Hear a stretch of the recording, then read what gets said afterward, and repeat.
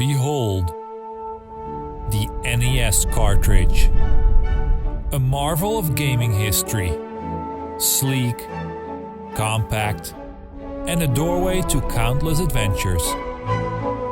But, as any gamer of the 80s and 90s knows, it wasn't always so magical.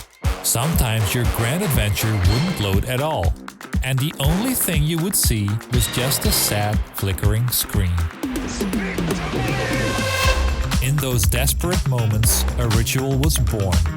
A ritual passed down from older siblings, friends, or the occasional wise arcade clerk. I did it, you did it, and let's be honest, we all did it. Swearing that one little puff of air could work miracles. This is Bit by Bit.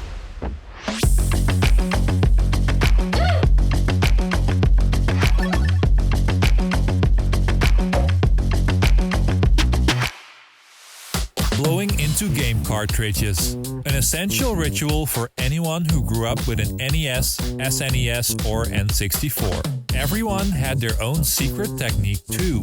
A quick puff, a big blow, maybe even a warm breath on the connectors to reset them.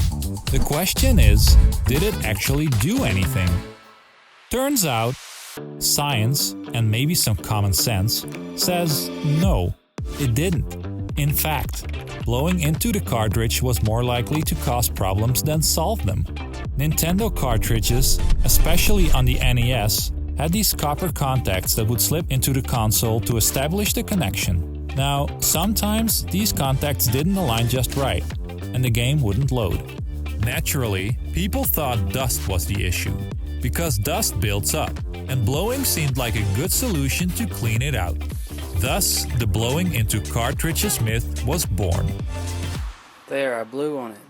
So, what happens when you blow?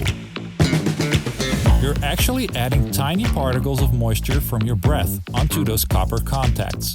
Over time, this can cause the contacts to corrode. So instead of helping, blowing would gradually make things worse. And the real issue wasn't even dust or dirt.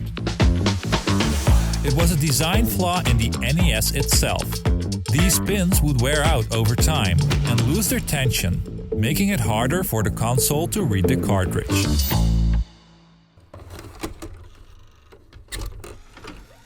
Nintendo's official advice was simple: don't blow on the cartridge. Instead, they recommended removing and reinserting the cartridge a few times. And although not approved by Nintendo, using isopropyl alcohol and cotton swabs to clean the contacts is also regarded as a safe method for fixing stubborn cartridges.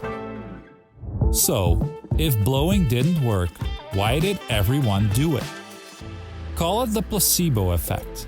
When you blow into the cartridge and try it again, there's a good chance the connection might have simply adjusted slightly, making it seem like your breath worked magic. Old habits die hard, right? Even knowing this now, plenty of retro gamers will still give a cartridge a quick blow before popping it into an NES. In the end, it's not just about making the game work. It's about keeping that spirit of childhood adventure alive. Because even if science says otherwise, nostalgia has a magic of its own. Thanks for watching. If you enjoyed this trip down memory lane, give that like button a press.